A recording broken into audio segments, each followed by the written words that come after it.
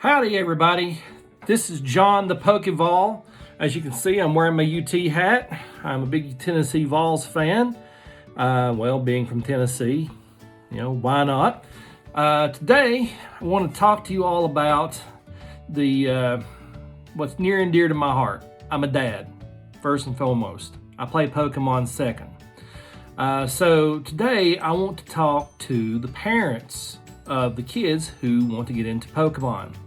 My boys, Brady and Matthew, have been into Pokemon competitively for just under a year. It'll be about a year this fall. And my youngest son, Matthew, has done quite well with it. He was looking at possibly getting an invite to Worlds this fall, but due to the coronavirus and the Pokemon Championship Series getting canceled for the season, he will have to wait till next year. But Pokemon was, of course, generous enough to say that your points are going to carry over, so we will see how all that works when the new season begins. But this video is going to be for the new Poke families. I had to learn a lot of stuff on the fly, and I want to pass that along to you guys, try to make that easy. Since I'm new to this streaming thing, I want to go out and try to reach the folks who are new to the Pokemon thing. So, first thing I want to talk about, is get informed.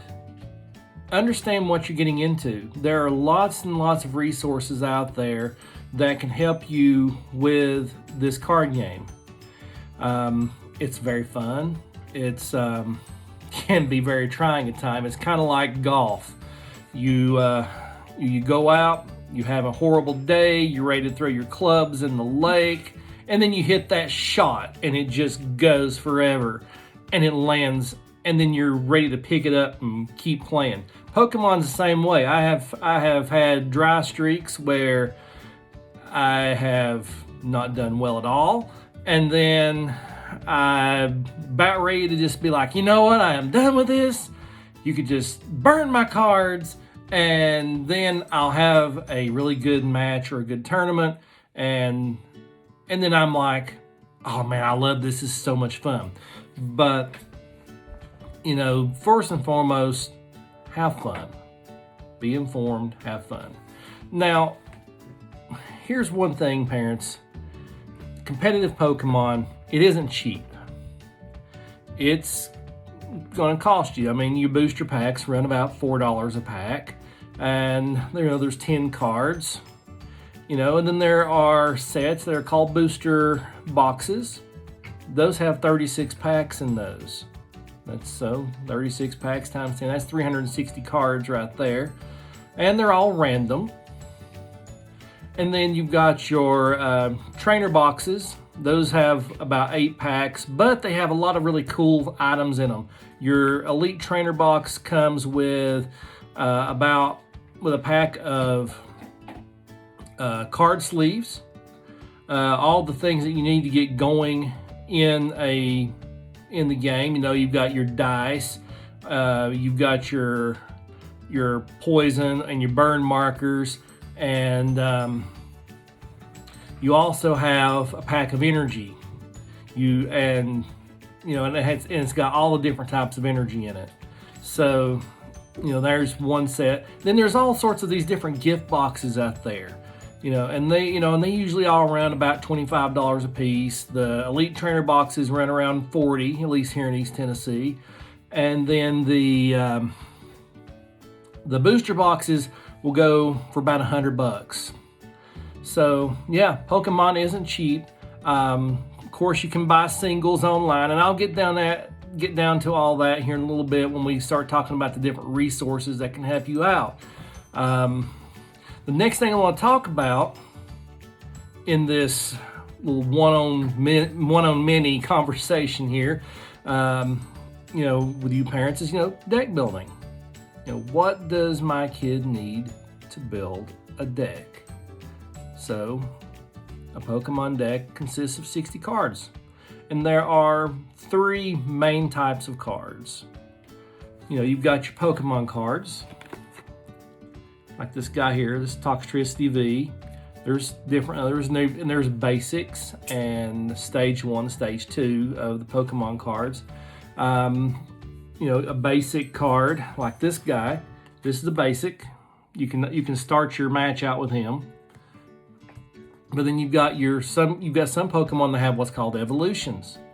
The evolutions are, you got a stage 1 evolution, or you have a stage 2 evolution.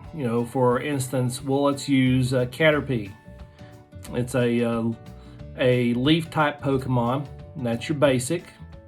You can evolve that Caterpie into a Metapod, which is your stage 1. And then you can evolve Metapod into a Butterfree. So, that's the different setups of Pokemon. Now, the next Pokemon type I want to talk about, or Pokemon card, is your energy. Your energy is like the gas in the tank. It's what makes the Pokemon go. It's how they're able to attack. That's all I can say about it. It's the gas in the tank, guys. Now, you've got another group. It's called trainer cards. But trainer cards are broken down into 3 subtypes. You've got your supporters. You've got your items. And you've got your stadiums. Now, let's talk a little bit about supporters. Supporters will... they have different text on them, like for this guy here, this Brock's Grit. Brock's Grit says shuffle 6 in any combination of Pokemon and basic energy cards from your discard pile into your deck. Okay, now the trick is, on a supporter, you can only play one of these guys per turn, except in the first turn of the game. You're not allowed to play in the first turn of the game. If you're going first, you're not allowed to play a supporter. Now, item cards. Item cards, they may read similarly to supporters, but they act a little different from supporters. This guy here, this is Order Pad. Order Pad, flip a coin. If heads, search your deck for an item card, reveal it, put it into your hand, then shuffle your deck. Item cards usually will help you find other cards. Like, for instance, say there is a item card called Quick Ball. Quick Ball, you discard a card, and then it allows you to search your deck for a basic Pokemon and put it in your hand. Then there are other item cards like Electromagnetic Radar. Lets you you discard 2 cards, and then you can search your deck for 2 electric Pokemon. Or let's see here. Let's look at something here. And then you got another type of item card, but there's actually a subset of item cards. This is an item card, but it's a tool card, and it attaches to your Pokemon. This guy, for instance, will, let's see it there. It will give your Pokemon card this is attached to gets 30 additional HP, and we'll talk about HP here in a few minutes. So now the last type of the last type of trainer card that I want to talk about is the Stadium card. Stadium card is, there can be only one in play at a time, and it can affect you and your opponent. So you play this card. Let's say here, Viridian Forest. Viridian Forest, you discard a card from your hand, and then you can search your deck for an energy card. Remember that gas in the tank. But now, if you play this card, it stays out on the board, but your opponent also has the ability to benefit from this Stadium card. So, there's strategy in how you play your Stadium cards.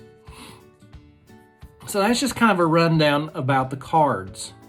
Now, in deck building, one of the most important things that you can do is called deck synergy. How well does those cards work together? Now, like say for instance, I'm going to give you a deck example where there's a card called Pikachu and Zekrom Tag Team. Okay, so you've got that card. So if you want to build around, you take a card and you want to build around it. So the Pikachu and Zekrom, you would need cards to help it out. So obviously you need energy. So you wouldn't want to play a fire energy to help out Pikachu and Zekrom ordinarily. There are some different scenarios, but that's going to be for a more advanced time. This is just to help you get your feet wet. So you would want to use lightning energy. Okay, so you have to determine how much lightning energy to put in your deck. Most decks, depending upon what you do, usually can run from anywhere to 10 to 12 energy. That could be more, that can be less. It just all kind of depends, but the average seems to be anywhere between 8 and 12, 10 and 12, somewhere in there. Basically, rule of thumb is you kind of take the amount of energy, at least what I've found, and look at all the Pokemon that you have, especially your attacking Pokemon. How much energy does it take for you to pull off their largest attack? And then you look at all your Pokemon. Then you kind of add that up, and that kind of gives you an idea of, okay, I've got 5 Pokemon that I'm going to use for attacking, and then you kind of base your energy off of that. So, another things, so we're going to look at this Pikarom idea. Sometimes we shorten the names of cards. Pikachu, Zekrom. So you look at other cards that will help that out. So, we've talked about, so we look at this like Tapu Koko Prism Star. This card, it's got an ability on it, and that ability helps you to get energy out of your discard pile and attach it to 2 Pokemon on the bench in any way you like.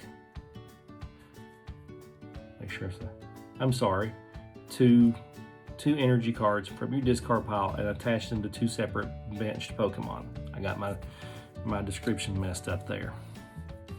Okay, so you can only have 1 of these per deck. But now, say for instance, like this guy. Like for instance, this deck here. Here's one of those item cards. It's called Electropower. Notice I've got 4. The max that you can have, unless it's stated on the card of any single card in the deck, is 4. Unless it's stated on the card that you can only have 1 of that card. Like for instance, these Prism Star cards, you're only allowed to have 1 of those per deck. So, see, in this deck, it's would have 4 of these guys because they work and they help out your Pokemon, your main attackers. I mean, this card is specifically built for electric Pokemon. And what it does is during your turn, the lightning Pokemon attacks do 30 more damage to your opponent's active Pokemon. Hey, that's great. And you can play as many of these as you like. If you've got all 4 of these in your hand and you really want to do some, a boss attack, and you just so happen to have all 4 of them in your hand, you could play all 4 of them in that turn, and you're looking at 120 extra damage. Very seldom do you have all 4 in your hand. Usually, you might have 2 in your hand at a time. And then you want to be able to move your Pokemon around, move them in and out of the active. So, another thing that's going to help you out is, like cards like Switch. It allows you to switch your active Pokemon out for a benched Pokemon. Just think about the cards that you have and how they will help the Pokemon out in being able to attack or being able to move them around or be able to hunt them down. So that's the things that think about that. Now, think about the different types of decks out there. And this is where it gets kind of crazy. You've got your standard attacking decks, which is, pretty straightforward decks. Then you've got decks that are called mill decks. And the whole idea of a mill deck is to basically run your opponent out of cards. You've got, and those are also sometimes called control decks. And there's just different ways to play the cards. You just gotta find out what works best and put it together. So that's just a quick rundown of deck building. Not very in depth, just to kind of give you an idea. One thing I recommend, and I don't recommend this if you want to start playing tournaments, is I've had some folks debate me on this, but I stick with it. If you want to start out playing Pokemon with your kids for fun, go and buy. They have theme decks. They're around about $12, and they have their 60 card deck ready to play right out of the box, and they're fun. They're not very useful in tournaments because they're not super powerful, but just to learn the game and start out, they're great. Now, the next thing that we could talk about is, okay, so you want to be playing a competitive tournament. So what does it take to play competitively? Well, there are a lot of resources out there. One is, you need to have a Pokemon ID. And you can get that by going to Pokemon's website and signing up for one. Let's see, I'm trying to think exactly where it's at.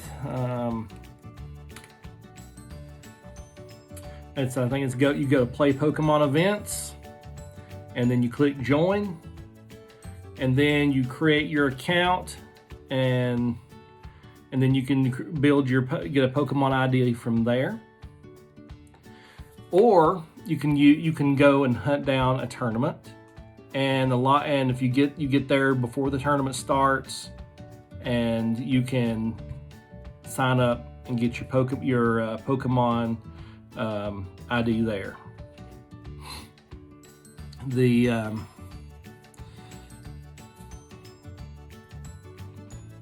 tournaments, there's several different types of tournaments.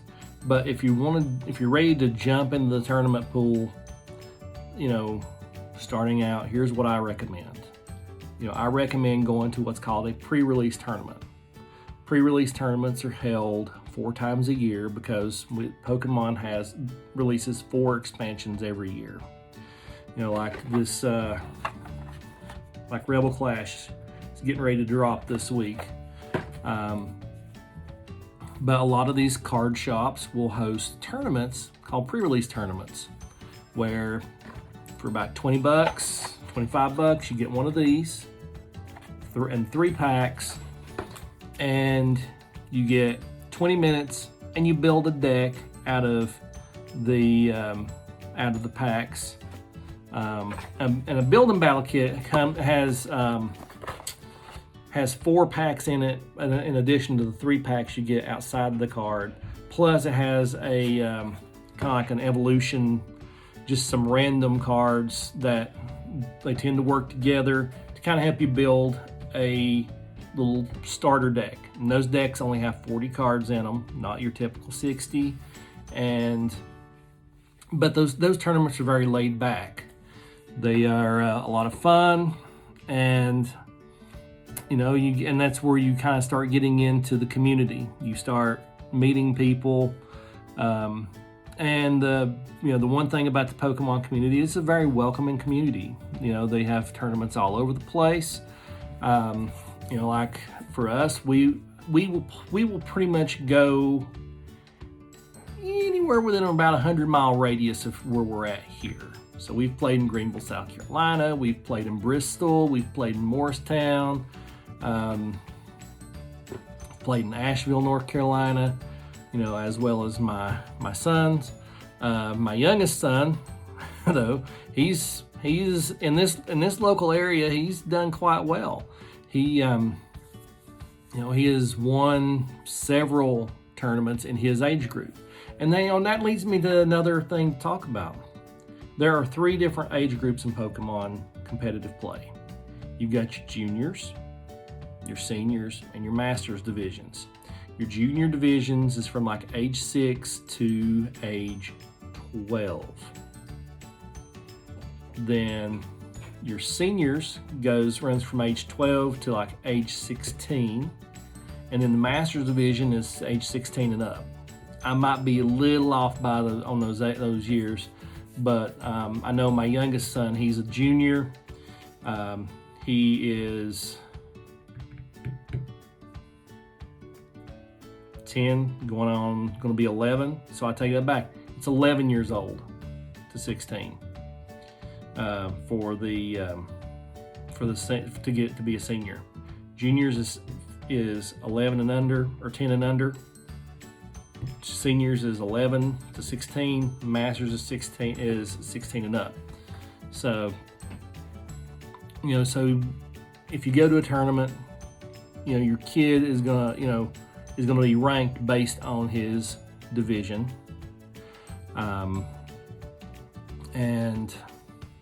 But there is a chance that they will play older kids and even some adults. So, that leads, hey, let's talk about safety.